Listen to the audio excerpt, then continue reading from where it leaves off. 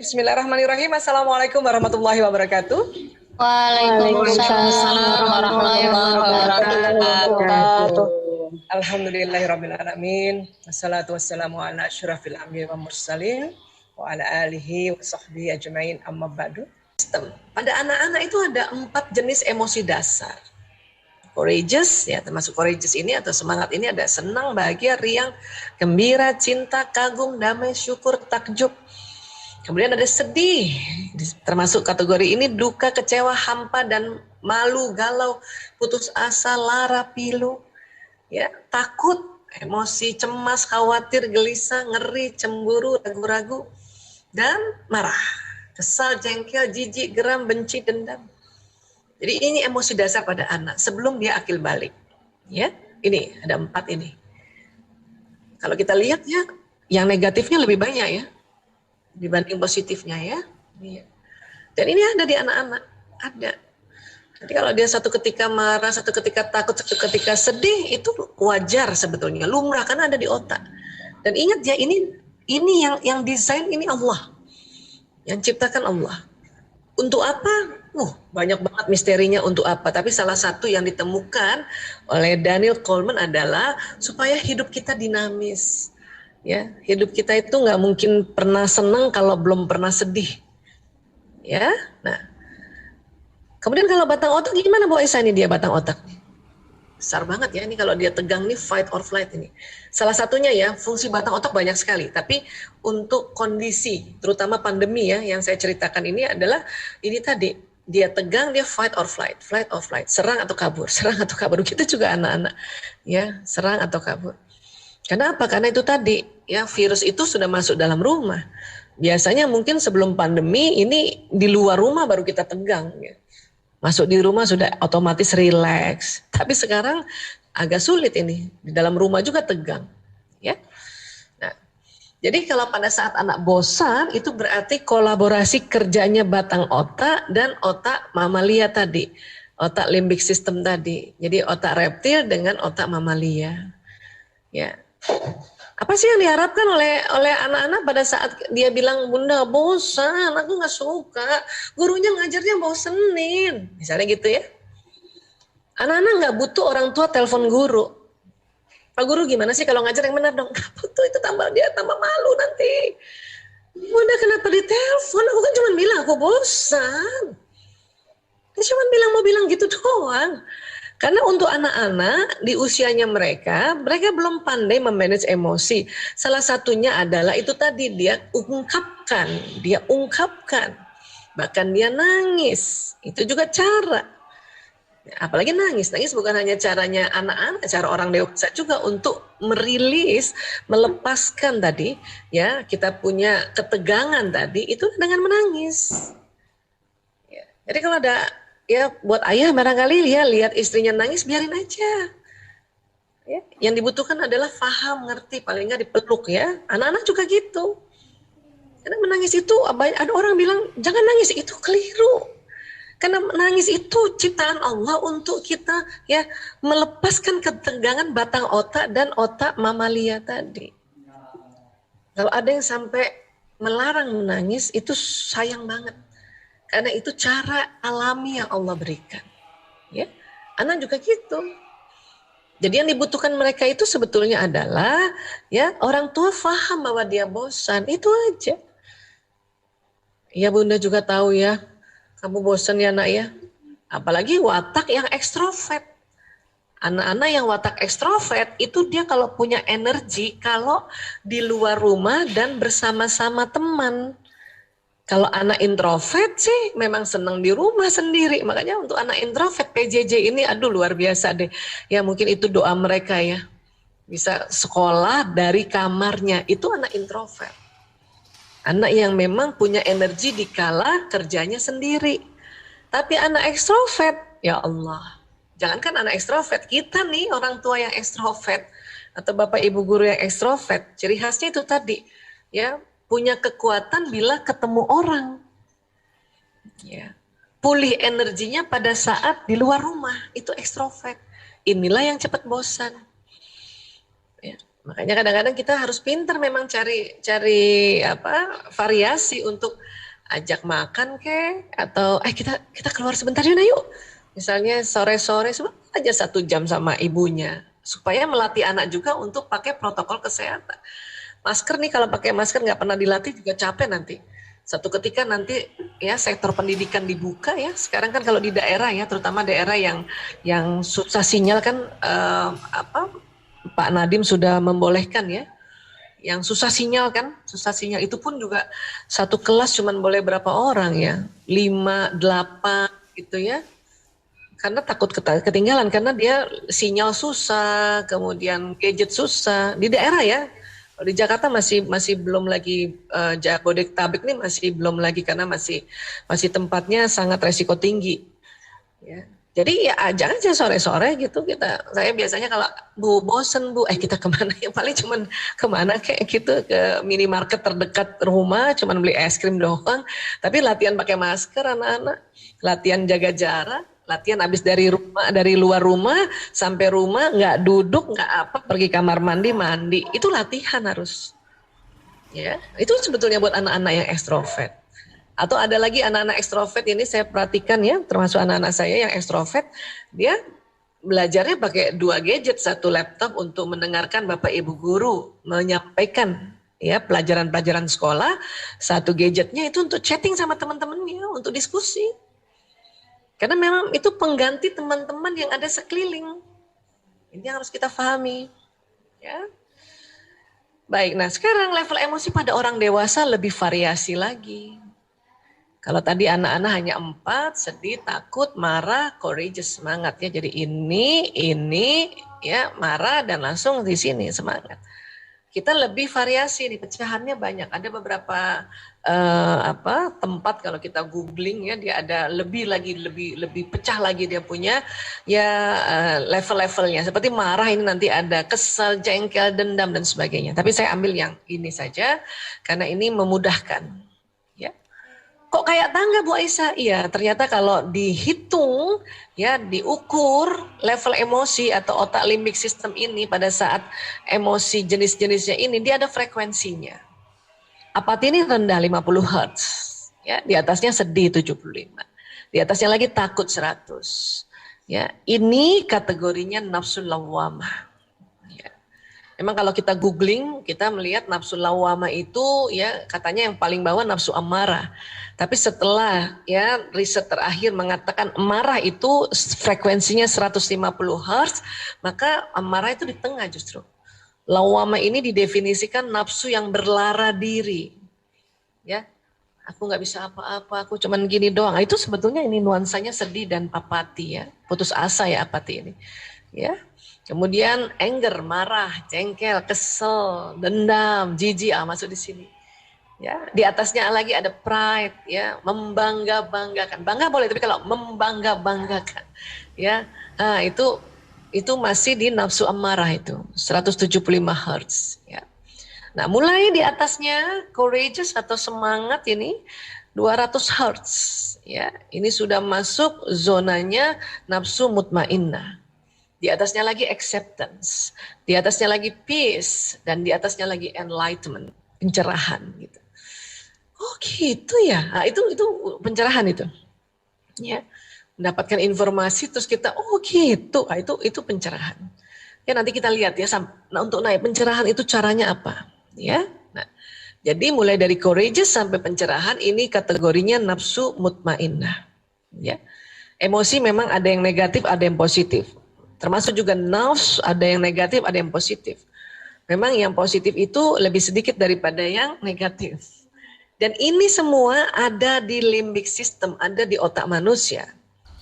Ya, kita hanya bisa pas lagi turun, naikkan lagi cepat-cepat. Pas lagi turun, naikkan lagi cepat-cepat.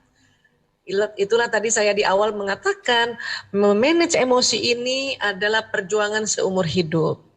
Ya, sedang turun, naik lagi. Kita sudah accept bahwa pandemi ini kita ada di rumah, ya. Setahun ini kan tentu sudah accept dong ya. Waktu di awal-awal mungkin kita masih marah, masih kesel gitu ya. Sekarang udah terima. Tapi kalau kita lagi pernah dengar bahwa beberapa hari yang lalu ya, atau beberapa minggu lalu ya, pengamat mengatakan bahwa kemungkinan pandemi ini bisa lebih 2 tahun, itu bisa turun loh, kita bisa takut lagi. Bisa turun. Saat itu juga turun itu. Tapi itu tadi, yang Allah minta adalah pada saat di bawah cepat-cepat naik ke atas. Walaupun kita tahu bahwa pada saat turun ini lazim. Kenapa? Ini ada di otak kita. Hanya diminta cepat-cepat naik ke atas. Kenapa? Karena lebih banyak keuntungannya atau lebih banyak benefitnya apabila kita sering ya, lebih sering ada di nafsu mutmainnah. Ya, nafsu mutmainnah. Lebih banyak benefitnya, lebih banyak pahalanya. Dan kalau bicara pahala bukan hanya waktu di akhirat, di dunia saja sudah terasa. Ya. Tapi pas lagi turun lagi, naik lagi ke atas. Turun lagi, naik lagi ke atas. Ya. Apa bahayanya Bu Aisyah kalau turun, merosot terus sampai apati. Apati ini sudah mulai putus asa. Kenapa apati putus asa? Karena sedih berkepanjangan. Sedih lebih 2 minggu itu bisa masuk apati. Ya, apati lebih 2 minggu ke atas itu bisa masuk, yang paling bahaya adalah depresi. Depresi ini biasanya ya ada ide mencelakakan diri, bentur-benturkan kepala kah, atau ambil pisau kah, ya ada suicide ya, ide bunuh diri itu berarti depresi. Biasanya kalau sudah di level depresi ini sudah ranahnya profesional, ini ranahnya dokter kesehatan jiwa. Kenapa? Karena ada zat kimia di otak yang dia ya keseimbangannya sudah kelamaan ya, dia tidak stabil. Sehingga perlu dibantu dengan obat-obat kimia untuk menstabilkan. Kalau masih sedih, ya apati saja masih bisa kita bantu untuk move on ke atas. Ya, ini terjadi pada diri kita juga, terjadi pada anak-anak, terjadi pada bapak ibu guru, terjadi pada siapapun ini. Ya, apalagi pandemi kayak gini tuh tadi batang otaknya cepat banget tegangnya. Ya. Dan Mbak Isi kalau di atas enlightenment ada, tapi ini juga sudah di luar kewajaran. Ini namanya manik. Pasien kami pecandu narkoba itu ya, misalnya lagi marah atau lagi sedih, terus dia pakai narkoba, itu langsung melayang ke sini, ke manik. Makanya manik ini kalau ditanya kayak apa manik Bu Aisyah, mabok. Ya. Ini jadi dia makanya istilahnya fly, loncat, terbang ke sini. Ya, ini bahaya juga, dia terlalu di atasnya dari enlightenment. Ya, itulah makanya kita dalam Islam, setiap pun kita ada rasa bahagia, rasa senang, pokoknya rasa gembira, tetap harus sebut Allah. Masya Allah, tabarakallah, alhamdulillah, subhanallah, kan gitu ya. Karena supaya tidak masuk ke manik. Ya. Karena ada kondisi-kondisi sekarang ini yang disebut masuk ke manik depresif. Yang kita sering istilah ya sekarang namanya bipolar. Itu namanya gangguan mood itu. Ya. Ini perlu juga ditangani oleh profesional. Supaya apa? Supaya dibantu. Kasihan kalau enggak, nanganin sendiri susah kalau di manik. Ya, ini bisa habis-habisan teriak-teriak, bisa ya. Depresi juga gitu susah. Makanya kita menjaga untuk emosi kita berada di level mutmainnah. Pada saat turun, cepat-cepat naik ke atas. Turun, cepat-cepat naik ke atas. Ya. Dan inilah yang dikategorikan zona ikhlas. Pagi-pagi nemenin anak PJJ, kesel. Oke, kita di sini. Tapi kalau kesel terus-terusan 3 jam berarti dampingin anak berarti sudah di luar zona ikhlas. Rugi nanti. Ya, rugi. Tapi kesel Bu Aisyah, nggak tahu sih kalau pagi-pagi kesel. Itu juga lazim, wajar. Ibu-ibu ya, kadang-kadang ya banyak banget sih yang dipikirin, jadinya kadang-kadang kesel. Pas anak dibangunin nggak bangun-bangun mungkin ya, bangunin subuh nggak bangun-bangun, jadi molor ya, kesel ibu kan. Tapi boleh nggak keselnya jangan lama-lama di sini. Cepet-cepet move on ke atas. Artinya misalnya nih 3 jam dampingin anak-anak ya, dampingin anak-anak PJJ ya, 5 menit aja lah di sininya lah, 5 menit. Ya, 2 jam 55 menit sudah di level courageous kah, atau bahkan acceptance, atau bahkan peace, damai. Sehingga 2 jam 55 menit kita mendampingi anak itu di zona ikhlas. Ya, Masya Allah. Ini banyak banget keuntungannya. Demi Allah banyak sekali keuntungannya kalau kita bekerja di zona ikhlas. Ya. Terkadang siang bisa turun lagi loh marah. Ya. Entah kenapa barangkali ada aja yang bikin bunda marah. Itu juga lazim. Tapi cepet-cepet lagi naik ke atas. Ya. Supaya apa? Supaya dalam 24 jam ini lebih banyaknya di zona yang ikhlas. Ya. Baik, benefitnya apa Bu Aisyah? Benefitnya banyak sekali, nggak bisa dibahas hari ini semuanya. Tetapi kalau dari sisi kesehatan ya, ini luar biasa ini. Nanti ya. Namun sebelum kita bahas sisi kesehatan, kita lihat dulu di surat Al-Hadid ya ayat 22-23 ini. Bismillahirrahmanirrahim. Tiada suatu bencana pun yang menimpa di bumi dan tidak pula pada dirimu sendiri melainkan telah tertulis dalam kitab ya Lauhul Mahfuz sebelum kami menciptakannya. Sesungguhnya yang demikian itu adalah mudah bagi Allah. Ya, inna dzalika 'alallah yasir. Mudah.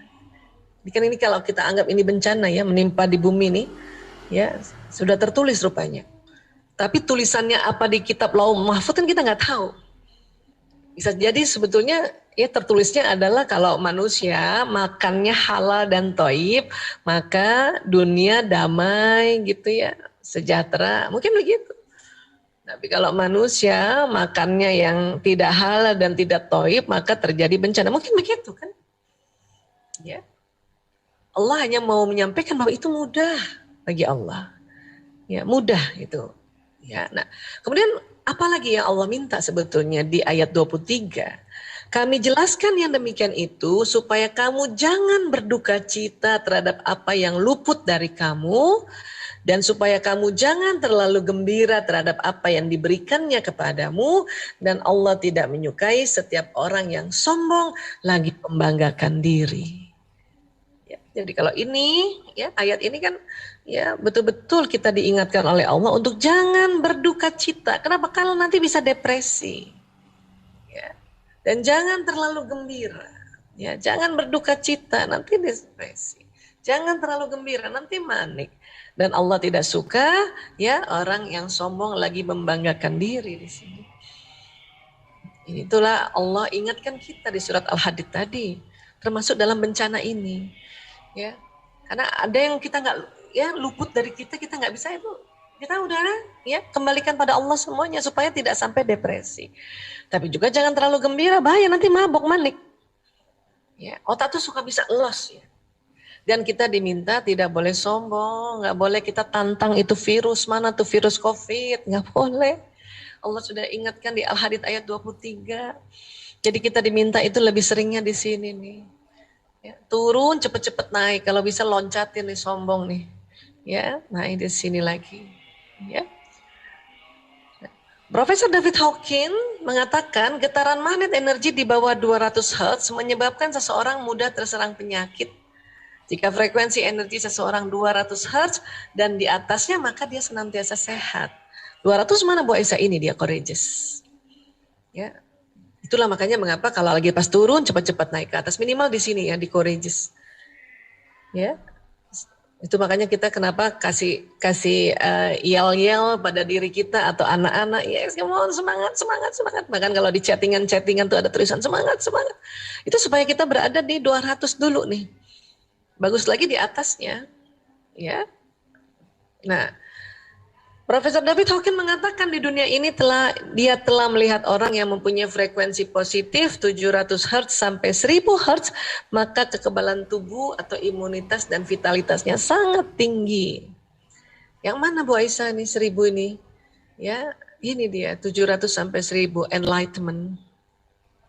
Gimana cara masuk di enlightenment? Ya, cara paling mujarab ternyata adalah baca Quran. Mujarab banget baca Quran, ya Allah. Ya. Berikut artinya tentu ya, baca Quran. Karena kalau kita baca Quran itu ya satu huruf itu ada 10 kebajikan. Jadi ada 10 power, 10 ya naik itu 10 frekuensi. Ya, satu huruf ya, bayangkan alif, lam, mim itu bukan satu huruf, alif satu, ya, lam satu, mim satu, jadi 30, baru baca alif, lam, mim itu sudah 30 hertz naik kita. Ya. Nah ini yang keren banget, masya Allah, ya Allah. Ya, saya juga terasa tuh kalau lagi mens nggak bisa baca Quran sendiri, ya itu langsung rasanya, aduh naik ke atas susah banget ya. Makanya digantikan dengan apa? Mendengarkan tausiah, mendengarkan kajian-kajian, dengerin. Sekarang gampang banget ya, tinggal cari di YouTube mana ya guru-guru kita yang kita saat ini mau pilih hari ini. Ya, itu karena mendengarkan tausiah juga untuk bisa menaikkan ke pencerahan, enlightenment. Ya, baik. Kalau cara-cara lain gimana Bu Aisyah? Ya, nah, ini kita harapkan tidak depresi dan tidak manik ya. Ya ini surat Al-Baqarah 153. Bismillahirrahmanirrahim. Ya ayyuhallazina amanu sta'inu bis-sabri was-shalah innallaha ma'as sabirin. Hai orang-orang yang beriman, jadikanlah sabar dan sholat sebagai penolongmu. Sesungguhnya Allah bersama orang-orang yang sabar. Masya Allah. Mbak Isa kalau cuma sabar sama sholat, nah kita selalu begini. Alhamdulillah. Seandainya kita nggak sabar dan sholat, kayak apa kita nih? Terpuruknya bahaya banget, ya Allah. Ya, ini karena ternyata ya pada saat kita sabar dan sholat nih ya, sholat itu bisa menaikkan level emosi. Ya, dari sisi emosi aja ya, belum lagi dari benefit yang lain. Itu baru dari levelnya tuh di otak emosi. Makanya kadang-kadang orang yang sedang menstruasi itu susah banget naiknya itu ya, udah ngaji sendiri nggak bisa, sholat juga niat nggak bisa, jadi akhirnya istirahat saja sambil dengarkan tausiah, dengarkan ya kiroat ya. Nah itu saya cerita begini supaya ibu-ibu ya karena masih produktif barangkali ya ini kadang-kadang kenapa orang menstruasi itu berat banget naikin feelingnya dibanding pada saat kita tidak mens ya. Nah. Sabar itu apa Bu Isa? Sabar ini bahasa Arab dari sobaru yasbiru yang artinya menahan. Bukan menekan ya. Karena kalau menekan nanti jatuhnya depresi. Ini menahan. Supaya apa? Supaya nggak ngelabrak orang. Ya. Nah, dan yang luar biasanya Allah bersama orang-orang yang sabar. Aduh asik banget. Jadi kalau mau Allah dampingin terus bersama-sama dan dekat dengan kita, sabar. Ya. Jadi sabar ini menahan, bukan menekan, ya. Karena apa? Karena pada saat kita sabar, sholat, baca Quran, ya, ada hormon bahagia dan cinta yang keluar dari kelenjar pituitari. Ini ada kelenjar namanya pituitari. Di dalamnya ini ada hormon bahagia dan hormon cinta, ya. Ada dopamin, oksitosin, serotonin, endorfin, ya. Dan endorfin termasuk morfin alami itu, penghilang rasa sakit. Makanya kenapa habis sholat langsung enak banget, nyaman banget. Ya, baca Quran, sabar. Itu coba deh kalau kita ada anak kesel terus kita nggak labrak, beberapa menit kemudian kita bahagia banget. Kenapa? Kita kayaknya berhasil ya melewati ujian. Ya, nah ini.